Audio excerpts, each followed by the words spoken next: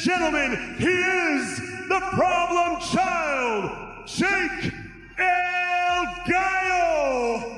Oh!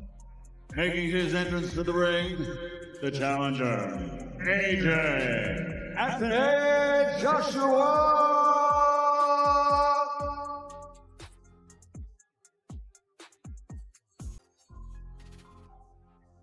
MMA striking coach, man I've known for over 20 years. And our unofficial scorer, Sean Wheelock, gave the opening round to the returning legend. Here we go, live. A close fight, so you don't want... For AJ not having it on his own. I think both guys actually taking it on the Ching 2. body by Paul. There's the left hand. Got it fairly wide, haven't you, Carl? I know Tony Bellew has too. Just seen Anthony Joshua so fast. Left, right, left hook comes to it. His age, Yeah. he's been pretty busy. Look at him. That's a half. Anthony Joshua. The Joshua Answers with the right hand. And left through the guard. Oh, Good uppercut there. misses. The Jake Paul vs. Anthony Joshua fight played out like a tense heavyweight battle, with every moment feeling intense and hard-fought, showing just how challenging each second in the ring can be. Anthony Joshua, as we all know, never been down, amateur or pro. But there's some more. Oh, it's those a lazy jab. That's what you want to. Nose of Silva. Very loose to play a part in this.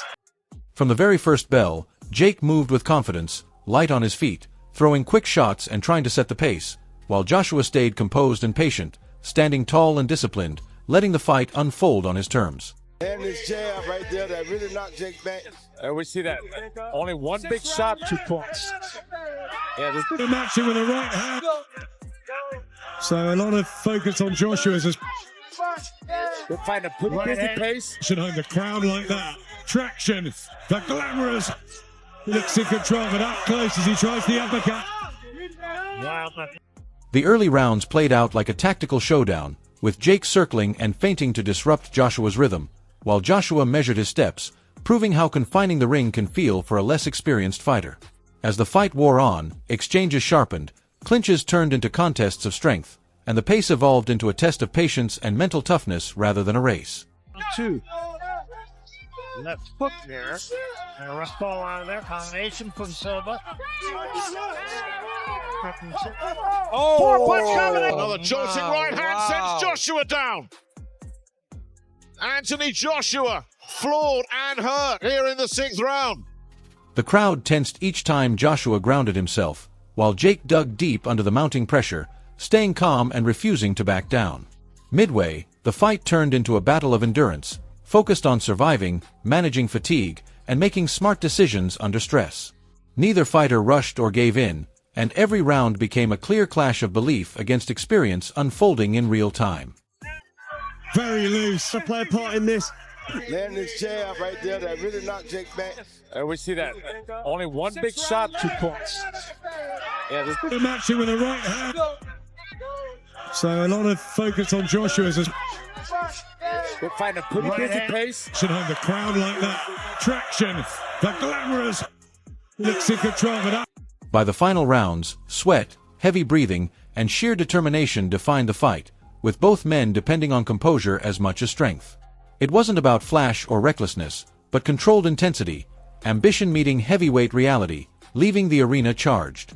The excitement wasn't from one moment, but from the fight itself posing a question only the ring could answer, keeping everyone glued until the very end. It's a dangerous place to be and anything can happen, and you hope your opponent leaves the ring safely, but if they don't, you still have to go to bed at night knowing that you just done your job. It wasn't personal. I mean, yeah, look, I mean, it is a big task, but I mean, if this fight were 14 months ago or whatever, however many months ago you had the belt, then when I win, it would have been me becoming the heavyweight champion of the world. So you would have beat me for the belt. And you claim you're better than Tyson, all these people, so I mean. Even before a punch landed, the difference was clear at the scale, quietly shaping the fight ahead. Anthony Joshua weighed in at 243.4 pounds, appearing strong, balanced, and focused, not just bulky, but crafted like a heavyweight ready for 12 demanding rounds.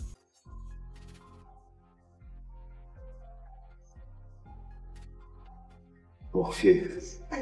243.4. 243.4. 243.4, Mr. Anthony Joshua.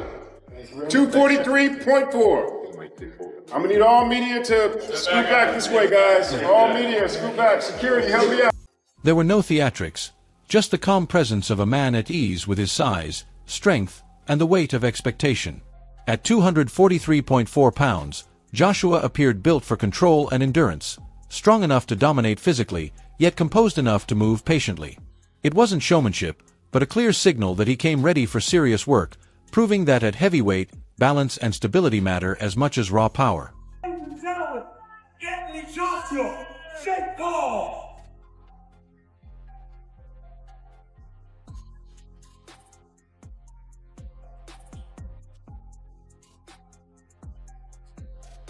Jake Paul stepped on the scale at 216 pounds, noticeably lighter and leaner, moving with the confidence of someone relying on speed and conditioning rather than raw size. His weight reflected a focus on mobility, timing, and endurance, hinting at a strategy built around movement, rhythm, and trust in his stamina. 216.6. Absolutely dialed! You listen to me, brother! When the ring bells, I'm coming in there and I'm coming on his ass! You know who I are! I are him! Let's go! At 216 pounds, Jake looked athletic and prepared, aware of the size difference but not intimidated. He focused on efficiency and precision rather than sheer bulk, turning the weight gap into a calculated risk, trusting that preparation, speed, and confidence could match a heavier opponent. Those numbers alone told a story. Two fighters, two approaches, sharing the ring with very different visions of how the fight would play out.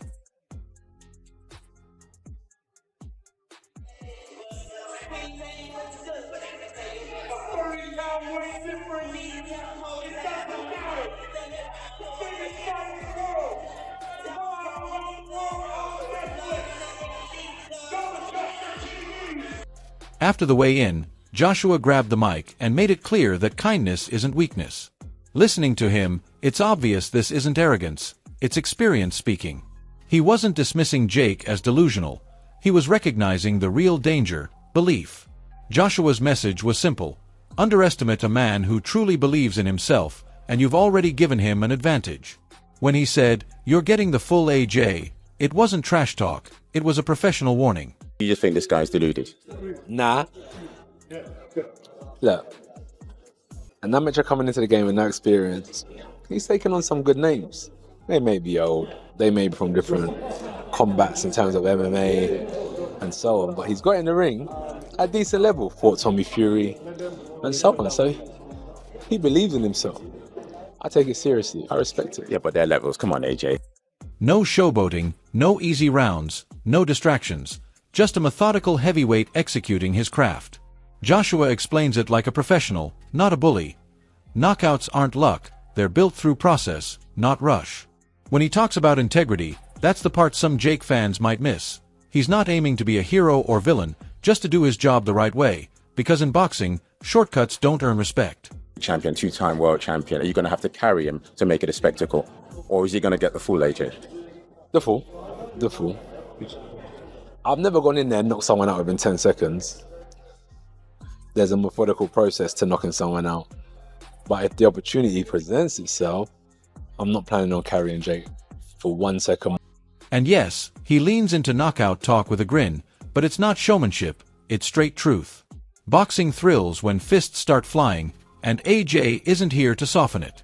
At 243 pounds, with power in both hands and no interest in holding back, he knows exactly who he is, what's expected, and how thin the line is between spectacle and seriousness.